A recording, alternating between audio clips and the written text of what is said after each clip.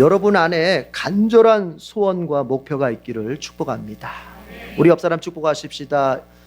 이렇게 축복하십시다. 간절한 목표가 있기를 바랍니다. 여러분, 소원, 달리 말하면 목표, 이것을 갖는 게 왜 중요할까요? 소원, 목표가 없는 사람과 그 소원, 목표를 가지고 사는 사람은 삶이 달라요. 왜 우리가 소원이나 목표를 가지고 있어야 되는가? 그걸 가지고 살아야 되는가? 우선 소원이 있는 사람은요, 첫 번째, 삶을 효율적으로 살 수 있기 때문에 그런 거예요. 낭비되는 인생을 살지 않아요. 왜냐? 내가 가야 할 목표점이 분명하기 때문에 쓸데없는 일에다가 내 시간이나 나의 에너지나 나의 모든 자원들을 낭비하지 않아요. 벤자민 프랭클린이 이런 말을 했다고 합니다. 똑같이 출발했는데 세월이 지난 뒤에 보면은 어떤 이는 뛰어나져 있고 어떤 이는 낙오되어 있다는 거예요. 그래서 결과적으로 그 둘 사이에 나타난 이 거리를 좁힐 수가 없다는 것입니다. 그런데 그 원인을 살펴보면은 단순한 거예요. 뭐냐? 옛날에 과거에 하루하루 주어졌던 시간을 얼마나 잘 활용했느냐, 거기에 달려 있다는 거예요. 주어진 시간, 지금 주어진 이 시간을 잘 활용한 사람은, 낭비하지 않고 잘 활용한 사람은 인생의 성공자가 돼 있고, 주어진 시간을 잘 활용하지 않고 낭비하고 게으르고 그냥 살다가는 이 사람은 낙오자가 되어 있다는 것이죠. 자, 그런데 보십시다. 중요한 게 있어요. 하루하루 주어진 시간을 낭비하지 않고 잘 활용할 수 있도록 나를 이끌어주는, 견인시켜주는 견인차 노릇하는 게 뭐냐? 그게 바로 삶의 목표라는 거예요. 삶의 목표가 있는 사람은 시간을 낭비할 수가 없어요. 언제 낭비합니까? 내가 가야 할 길이 있는데. 그러나 자기가 가야 할 목표, 자기가 가야 할 그 길이 불분명한 사람은 여기 끼웃거리고 저기 끼웃거리고 이것도 해봤다가 저것도 해봤다가, 이게 인생이 열매를 맺을 겨를이 없어요. 그래서 늘 인생이 낭비되는 거죠. 중요한 것이 뭐냐? 목표를 세우고 그 목표를 향해 곧장 가는 사람, 이 사람이 여러분, 이 사람이 삶을 효율적으로 사는 사람인데 이 사람이 결국에는 성공자가 된다는 것입니다. 여러분 어떻습니까?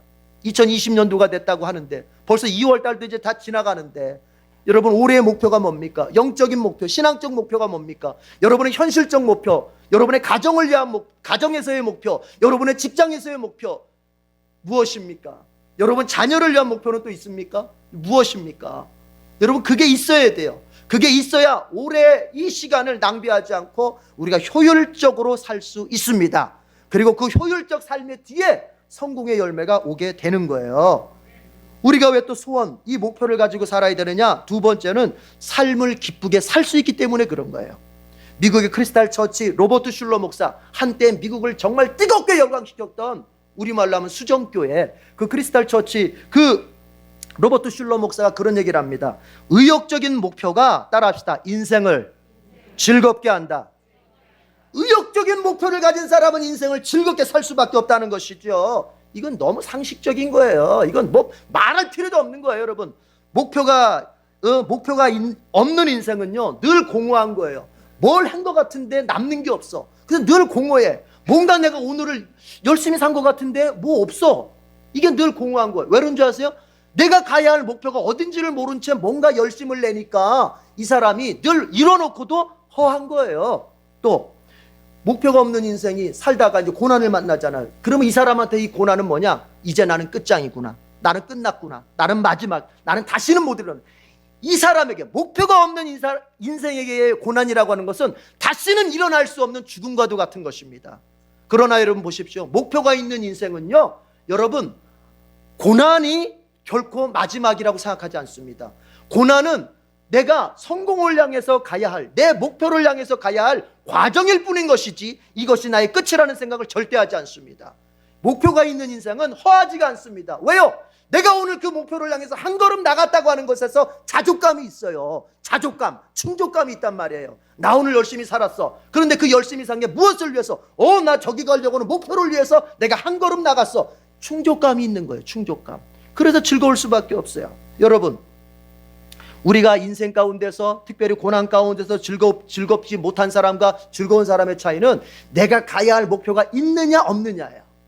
여러분이 만약에 인생에 목표가 없는 사람이라면 오늘 예배를 드리면서도 도대체 내가 이 예배를 왜 드려야 돼? 그냥 죽어서 천국에 나갈 그러기 위해서 드리는 건가? 그냥 천국이 있을지도 모르니까 오늘 이 예배 자리에 와서도 뭔가 허한 거예요. 뭔가 채워지지 않는 거예요. 아유, 빨리 그냥 예배나 빨리 끝났으면 좋겠다, 이런 마음으로. 그러나 목표가 있는 사람은 달라요. 오늘 이 예배를 통해서 하나님 나에게 복을 주시고, 오늘 예배를 통해 나에게 말씀해 주시고, 이 예배를 통해서 하나님 나 만나주시면 내가 그 목표를 더욱더 이룰 것이다, 소망이 넘치는 거예요. 달라요. 목표가 있는 사람과 없는 사람의 생의 모든 분야가, 목표가 있는 사람은 가정에 가서도 즐겁습니다. 오늘 내가 목표를 향해서 즐겁게 열심히 살았던 그 삶이 가정에 가서는 어때요? 스트레스가 없어요. 왜? 내가 오늘 목표를 향해서 한 걸음 나갔거든. 그러면 가정에서 가서도 즐겁게 합니다. 그러나 목표가 없는 인생은 가정에 가면 짜증냅니다. 가족들은 다 휘하에 있는 사람들이야. 내가 한 번 말하면 꼼짝 못해. 그러면 내가 목표 없는 인생은 늘 공허하고 스트레스 받기 때문에 가정에 가서 막 그 화풀이를 하는 거, 화풀이를. 그러나 목표가 있는 인생은 가정에 가면요, 즐거워. 가족들과 함께 있는 게 즐겁고, 가족들과 이 시간을 살아가는 게 즐겁고, 가족들과 내가 책을 같이 봐도 즐겁고, TV를 봐도 즐겁고. 여러분, 목표가 있기를 바라요. 목표가 있는 인생, 특별히 의욕적인 목표, 꼭 해야겠다고는 의욕적인 목표. 이런 사람은 여러분 원망할 시간이 없어. 이게 가만히 보면요, 원망하는 마음이 가득한 사람의 특징이 있어요. 뭔지 아세요? 따라합시다. 게으르다. 목표가 없는 사람은 게을러질 수밖에 없고, 게을른 사람은 반드시 인생에서 원망할 수밖에 없어요. 반드시 그렇게 되는 거예요. 반드시 그렇게 돼요. 왜요? 목표가 있는 사람은 지금 나 목표를 위해서, 내가 가야 할 목표를 위해서 애쓰기도 바빠. 언제 원망하고, 언제 분노하고, 언제 남 탓하고 있어. 내 갈 길도 지금 바쁜데. 맞지 않나요? 가만히 보십시오. 여러분 주변에 원망 잘하는 사람 있습니까? 가만히 보십시오. 할 일을 못 찾아서 그런 거예요. 내가 지금 뭘 해야 되는지를 모르는 거예요. 가정에서 할 일이 무엇인지, 직장에서 할 일이 무엇인지, 교회까지 와서도 내가 교회에서 무엇을 통해서 봉사할까 일을 못 찾으니까 자꾸 입만 벌리면은 가정에서 원망, 직장에서 원망, 교회에서 원망, 자꾸 이렇게 가는 거예요. 이게 목표가 있는 사람은 원망할 시간이 없습니다. 모세 보십시오. 내가 가나안 가야 된다. 이게 너무 뚜렷하니까, 내가 가나안 가야 된다고 하면 목표가 뚜렷하니까 조금 목이 말라도, 조금 먹을 게 없어도 원망 안 합니다. 거길 가야 되기 때문에, 내 목표는 가나안이기 때문에. 그런데 이스라엘 백성들은 목표가 흐려져요. 여기서 무엇을 먹을까, 여기서 무엇을 마실까, 오직 그때 충동적이고 기분적이고.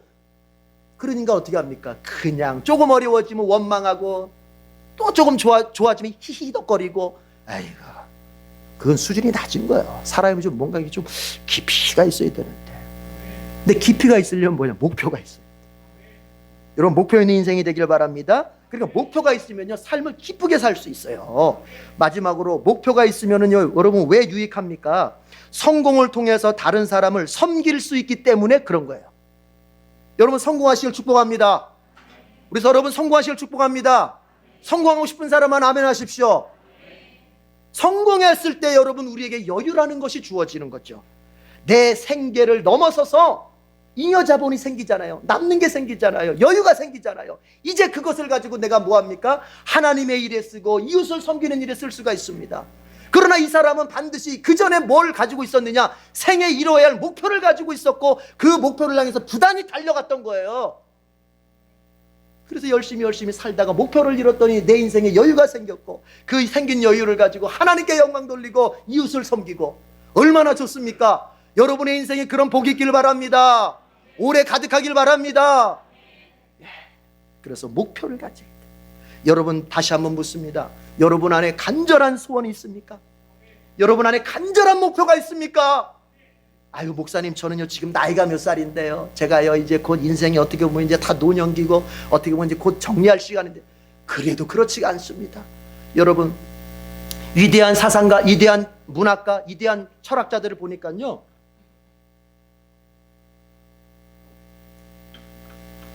다 늙어서 위대한 작품들을 남겼고 위대한 사상들.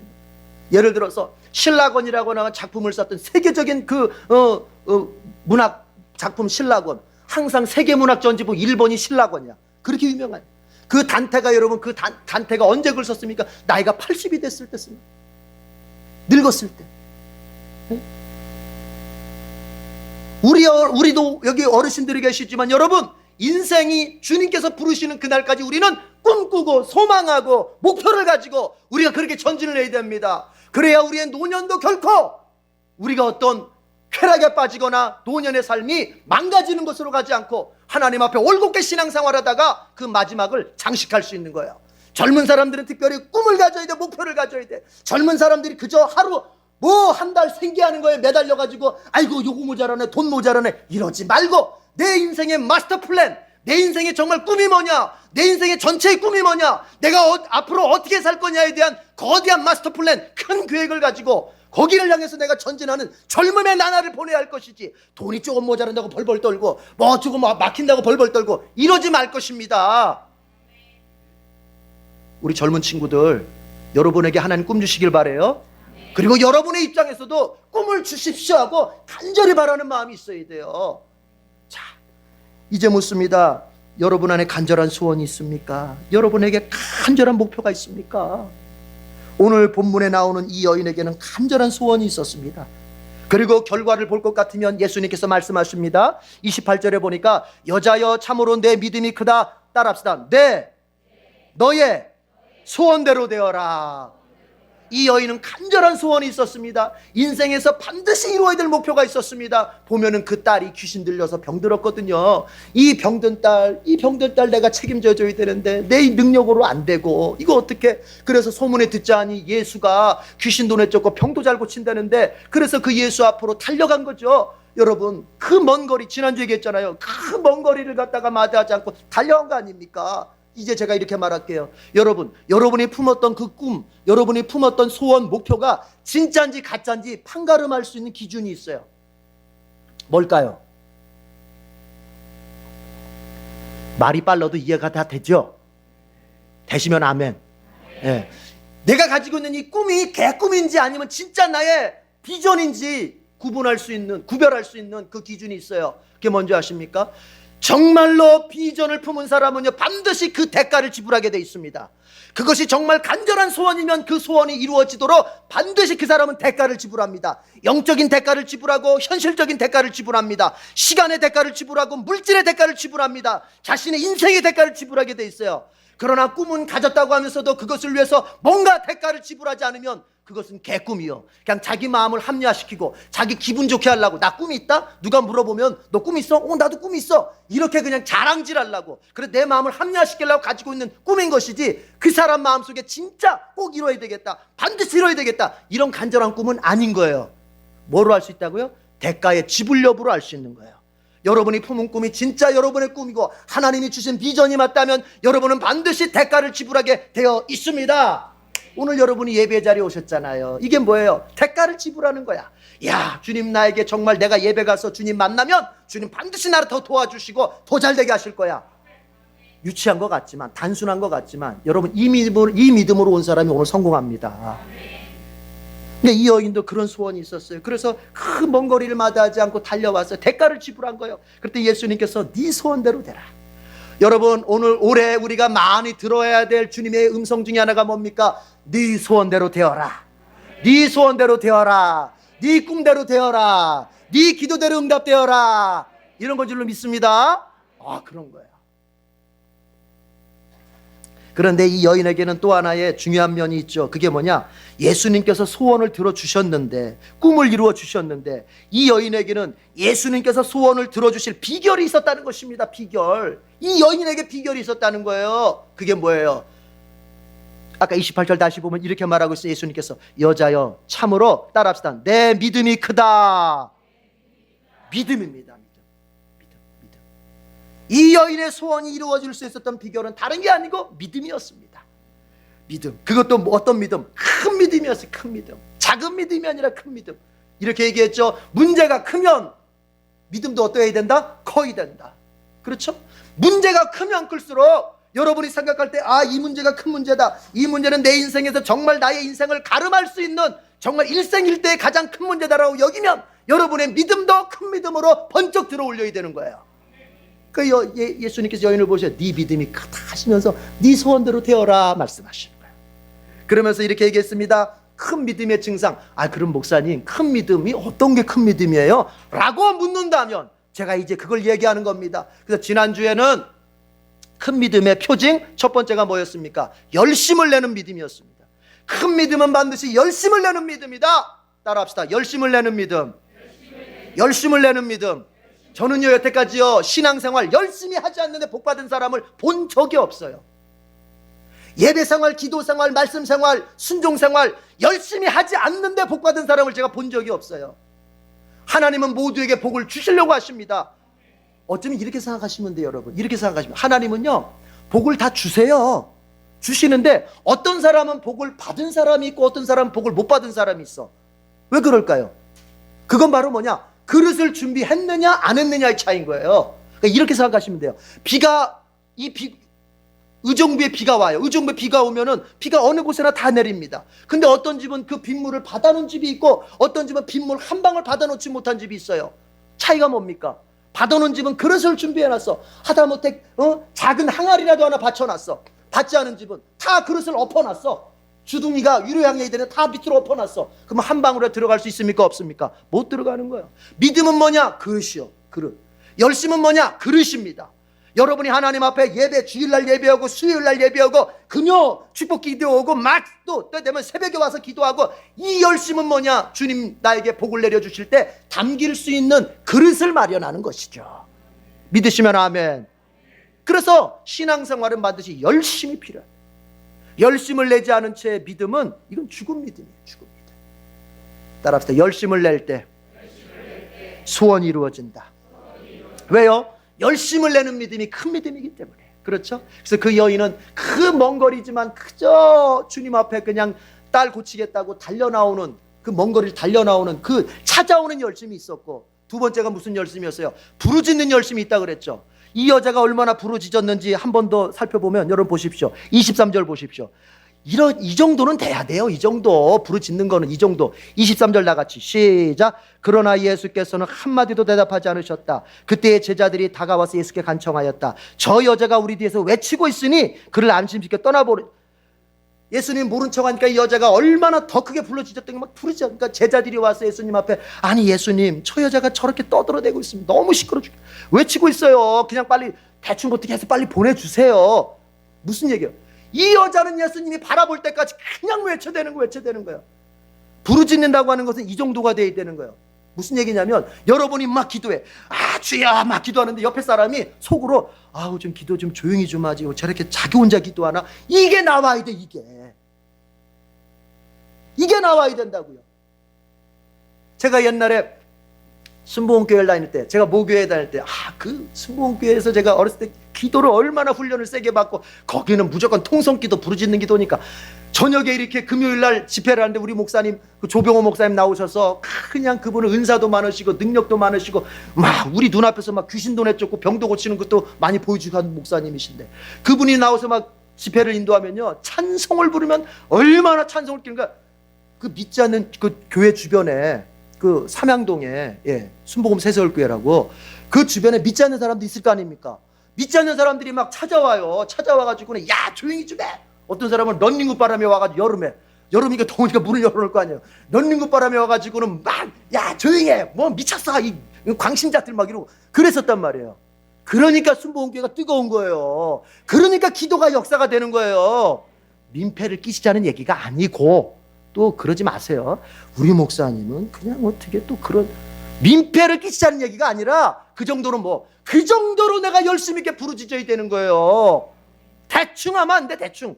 여러분 세상에 나가서 돈 벌 때 대충 하십니까? 여러분 직장일 대충 하십니까? 우리 가정주부들 가족들 식사 준비하고 가정할 때 대충 하십니까? 여러분 그렇게 하지 않을 겁니다. 그런데 왜 신앙의 일은, 그런데 왜 영적의 일은, 왜 그런데 교회의 일은 대충 해도 된다고 생각하고 얼마무리 해도 된다고 생각합니까? 그렇지가 않아요. 영적인 일은 더 세상의 일보다 더 열심히 해야 돼. 영적인 일은, 주님의 일은, 주님의 교회의 일은, 기도는, 말씀은 세상의 일보다 더 열심히 하셔야 더 열심히 해.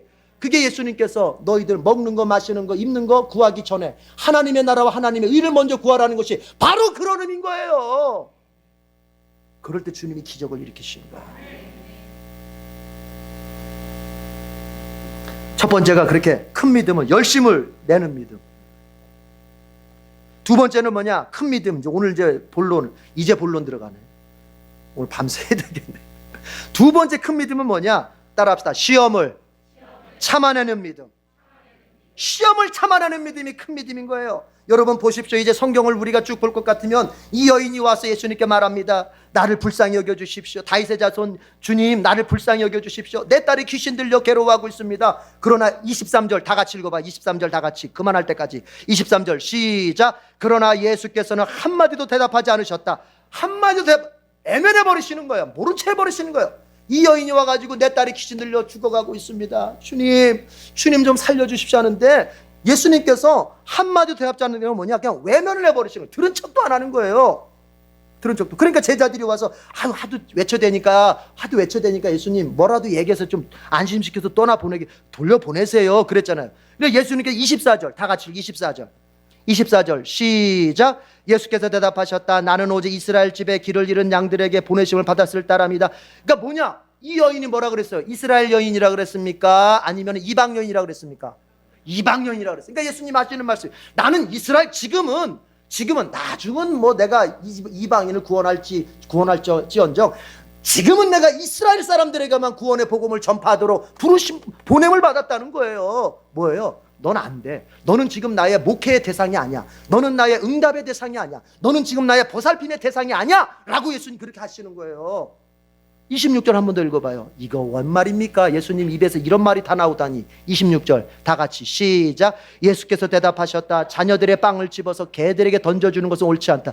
예수님께서 나는 이스라엘 집에 길을 잃은 양들에게 보내심을 받았다니까. 그래도 이 여인이 25절에 보면 주님 그래도 나를 불쌍히 여겨주시고 나를 도와주십시오. 이 여자는 그래도 매달리는 거예요. 예수님 그 옷자락 붙잡고 예수님 나를 좀 도와주십시오. 매달리는 거예요. 그러니까 예수님께서 그쯤 되면은 우리 같으면 이 홍 목사 같으면 그쯤 되면 마음이 약해져가지고 아이고 알았어요 제가 도와드릴 거 있으면 도와드릴게요 이렇게 할 텐데 예수님은요 여기서 한마디 하시는 게 한 수 더 떠요. 뭐예요? 자녀들의 빵을 집어서 개들에게 던져주는 것은 옳지 않다. 아니 이스라엘 사람이 아니라고 해서 이렇게 지금 소외시한 거는 좀 이해가 돼도 뭐라고 하는 거예요?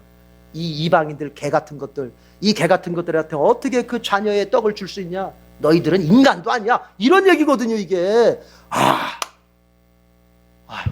만약에 여기 있는 담임 목사 여러분한테 우리 조건사님 개 어쩌고 저쩌고 하면은 뭐 이런 목사가 다 해서 이제 당장 가버릴 텐데, 그렇죠? 근데 이게 뭐예요? 이게 바로 예수님이 이 여인에게 주신 시험입니다. 시험. 뭐라고요? 시험이라는 거죠. 한번 예수님께서 믿음을 흔들어 보는 거예요.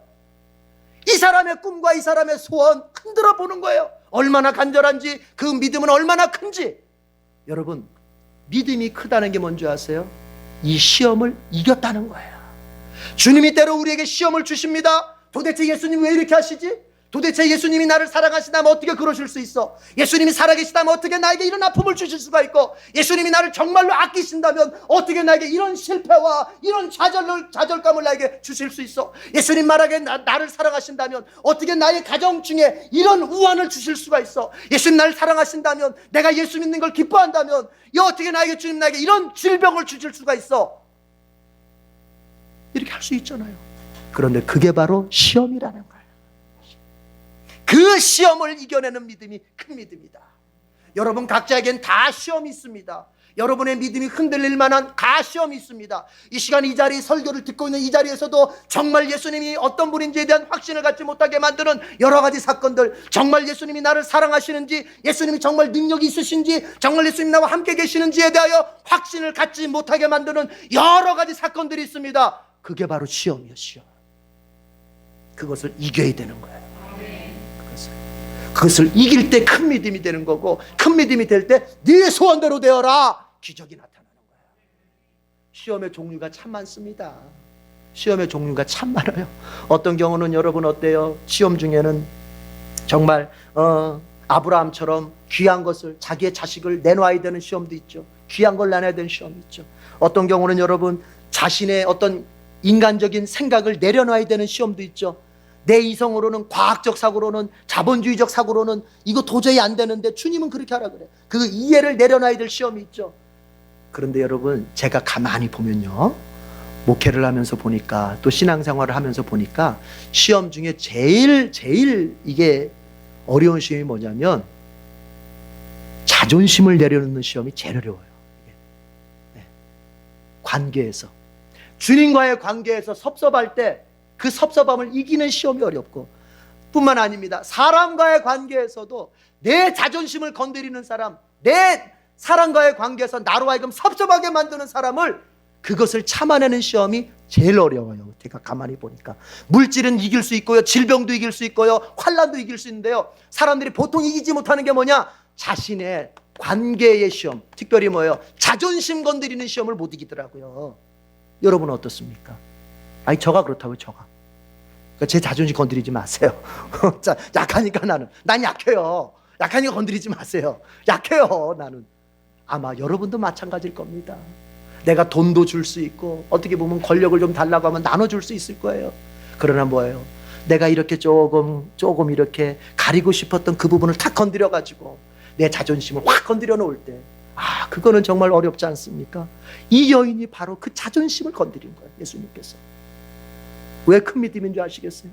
주님이 물질을 요구하신 것도 아니고 권력을 요구하신 것도 아닙니다. 뭐예요? 이 개 같은 여인, 너는 개 같은 존재야.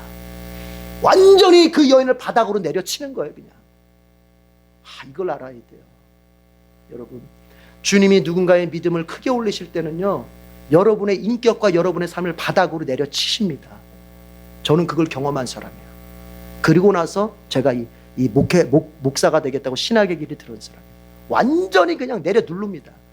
그때는요, 정말 비참하더라고요. 비참해. 어디 가서 하소연도 못하고 정말 비참합니다. 그러나 그게 다 끝이 아닙니다. 모세도 마찬가지예요. 모세를 하나님께서 큰 믿음 심어주려고 하실 때, 크게 들어 쓰시려고 하실 때, 여러분은 어떻게 하십니까? 애굽의 왕자로 있을 때 주님께서는 그냥 아는 체도 안 하세요. 애굽의 왕자로 있을 때는 아는 체도 안 하세요.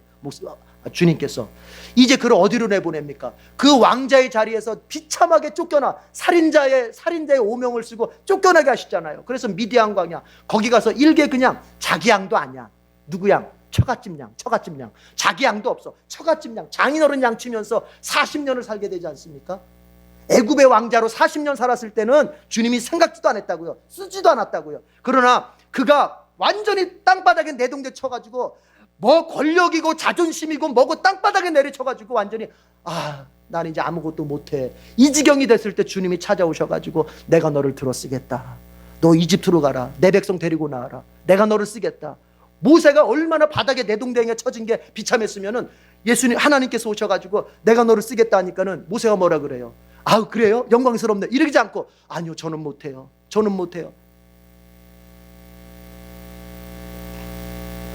여러분, 이게요, 얼마나 모세에게는 비참함인지를 아셔야 돼요. 왕자였어요. 조금 있으면 왕이 될 수도 있는 사람일 수도 있어요. 그런데 뭐예요? 나는 아무것도 못해요. 내가 뭘 할 수 있겠어요? 이제 내가 나이도 80이고 제가 아무것도 못해요. 이럴 때 하나님께서 내가 너를 크게 쓸 것이다. 여러분이 지금 인생의 밑바닥까지 내려왔다고 생각하는 지점이 있습니까? 여러분의 삶의 현장이 너무나 고난이 커서 이제 나는 정말 아무것도 아니구나, 내 힘으로 할 수 있는 게 아무것도 없구나, 이 지경에 놓였습니까? 그때가 바로 하나님이 역사하시는 시간이에요. 그때부터가 하나님이 여러분을 들어 쓰실 시간이요, 그때에 여러분에게 하나님이 큰 믿음을 부어주시는 시간인 줄로 믿습니다. 그런 거, 이 여인이 지금 그거예요. 그 시험을 이겨낸 거예요. 그 시험을 그냥 예수님이 그냥 땅바닥에다가 그냥 명예, 자존심, 명예 그냥 내동댕이 치는데, 이 여인이 뭐라 그래요? 27절에 보니까 맞습니다 주님, 제가 개입니다. 그렇지만 주님, 그 개도 주인한테 부스러기 정도는 먹을 수 있잖아. 이게 무슨 말이에요? 이게 무슨 말이에요? 주님에 대해서 주님이 나를 그냥 내동댕이 치면 내동댕이 치는 대로 주님을 받아들이는 거예요. 여러분, 신앙은 뭔지 아십니까? 신앙은요, 주님이 나를 이렇게 취급하면 이렇게 취급당하고, 저렇게 취급하면 저렇게 취급당하고, 주님이 나를 높이시면 높이시는 대로 내가 주님께 영광 돌리고, 나를 낮추시면 낮추시는 대로 겸손하게 내가 견디고, 이게 신앙인 거. 이게 신앙. 주님이 나를 오른쪽에 두시면 나를 왜 오른쪽에 두세요? 나 왼쪽에다 두세요. 이렇게 말하고, 그 왼쪽에다 두면 나를 왜 왼쪽에다 두세요? 나 오른쪽에다 두세요. 이건 신앙도 아닌 거예요. 이거는 구원은 받았을지 몰라도 큰 믿음은 아닌 겁니다. 여러분이 지금 고난에 있습니까? 물질이 너무나도 빡빡하고 여러분의 직장생활에 어려움이 있고 여러분의 앞으로 미래가 불확실하고 도대체 애써보지만 좀처럼 열리지 않는 현실에서 여러분이 정말 낭망하는 마음을 가지고 있습니까? 여러분, 이때가 주님이 여러분의 믿음을 크게 하실 때입니다. 이때가 여러분을 높이 들어 사용하실 때입니다. 그때 이 여인처럼 나와야 돼요. 이 여인처럼. 주님, 그렇습니다. 지금 나에게 주어진 이 고난, 지금 나에게 주어진 이 망함과 같은 인생의 어떤 이 역경, 주님, 그렇지만 주님은 반드시 이 자리에서 나를 세우실 걸 믿습니다. 주님 반드시 주님께서 나를 들어 쓰실 줄로 믿습니다. 주님 이 자리에서 내 믿음을 크게 하시고 나에게 복을 주실 줄로 믿습니다. 이렇게 믿음으로 나가는 거예요. 그랬던 사람이 누구냐? 바로 욥 아닙니까? 욥. 고난의 대명사 욥. 욥이 이렇게 말하지 않습니까? 내가 동쪽을 봐도 주님이 안 보이고 서쪽을 봐도 남쪽 북쪽 사방 어디를 봐도 주님이 안 보이신다. 내가 이렇게 고난받고 있는데 어디를 봐도 주님이 도대체가 보이지가 않는다. 그러면서 그가 이렇게 말하죠. 그러나 나의 가는 길을 그가 하시나니 내가 이 과정을 거친 후에는 정금같이 되어질 것이다. 이런 얘기 하잖아요. 여러분 잘 들어보세요. 나의 가는 길을 오직 그가 하시나니. 이 말을 뒤집어 보세요. 나는 알아요, 몰라요? 모른다는 얘기예요. 내가 왜 지금 이런 고난을 받아야 되는지, 내가 왜 지금 이 지경에 어떤 땅에 내 던짐을 받아야 되는지 나는 이해가 다 안 돼. 그러나 누구는 아셔. 하나님은 아신다는 거예요. 나를 이렇게 다루시는 하나님의 목표가 있고 나를 이렇게 만들어 가시는 하나님의 계획이, 그분은 아신다는 거예요. 그러면 믿음은 뭐냐? 그분의 계획, 그분의 목표를 나는 신뢰하는 거예요. 그분의 선하심을 내가 인정하는 거예요. 나는 다 이해가 되지 않고 나는 왜 이렇게 인생이 이렇게 어려운지 나는 다 모르지만 그분은 분명히 나를 만들어 가신다고 하는 걸 믿는 거예요. 이게 믿음이에요. 이 여인의 믿음은 바로 그 욥과 같은 믿음이에요. 주님이 완전히 나를 외면하시고 개처럼 취급하고 그렇게 하시지만 이 주님은 분명히 결국에는 나에게 정말 은혜를 베풀 것이다. 결국은 나에게 정말 주님이 역사하실 것이다.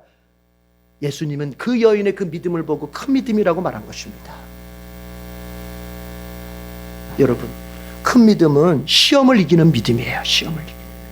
여러분에게 찾아온 시험, 그것이 무엇이든지 간에 여러분이 이기시기를 축원합니다. 그 끝에 가서 네 소원대로 되리라 말씀하시는 거예요.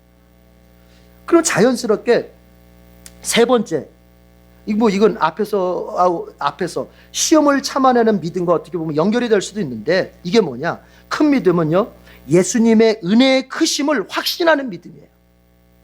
예수님의 은혜의 크심을 확신하는 믿음. 27절을 보십시오.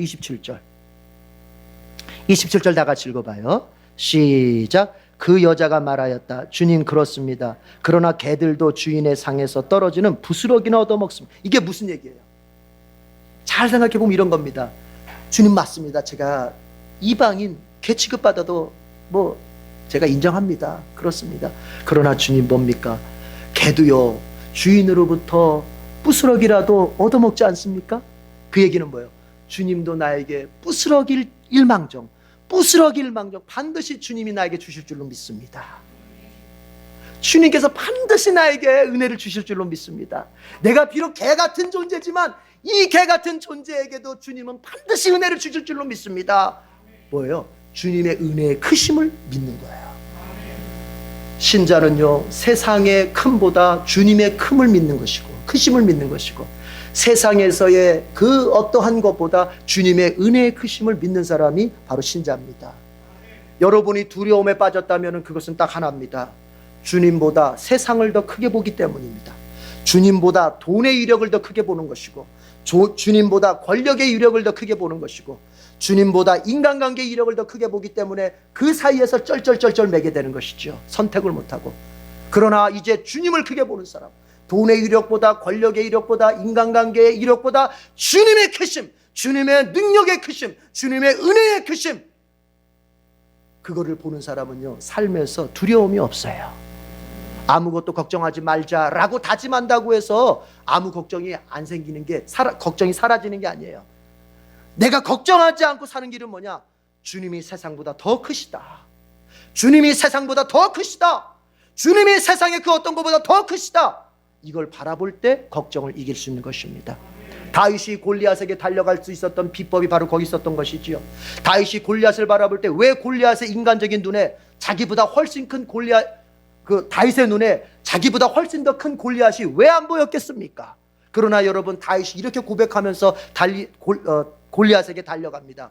너는 칼과 창과 단창으로 내게 나오거니와 나는 이스라엘의 만군의 여호와의 이름으로 너에게 나간다. 그렇게 얘기하고 달려나가는 거예요. 칼과 창과 단창, 세상의 모든 위력적인 것들입니다. 그게 물론 무섭습니다. 큽니다. 그러나 다윗은 뭐냐? 만군의 여호와의 이름이 더 크다는 거예요. 만군의 여호와의 능력이 더 크다는 거예요. 우리 주님 예수의 권세가 더 크다는 거예요. 이걸 믿으시는 여러분 되길 바랍니다. 이 여인은 그걸 믿었던 거예요.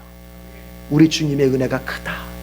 그래서 그분은 반드시 나에게 은혜를 베푸실 것이다. 부스러기 일망정 은혜를 반드시 베푸실 것이다. 이걸 확신했던 거예요. 우리가 고난을 당하면서 어려운 이유가 내 인생 이대로 끝나는 것인가? 이 고난의 시간이 계속 이어지다가 끝까지 이어지다가 나 끝나는 것인가 하는 두려움 때문에 그런 거예요. 그러나 기억하십시오. 우리 주님 반드시 여러분에게 은혜를 베푸십니다. 반드시 여러분에게 다시 일어나고 다시 잘되고 다시 열리는 기적을 베풀어 주십니다. 믿음을 가지십시오. 이 여인의 소원이 이루어졌습니다. 여러분, 이 여인은 간절한 소원이 있었습니다.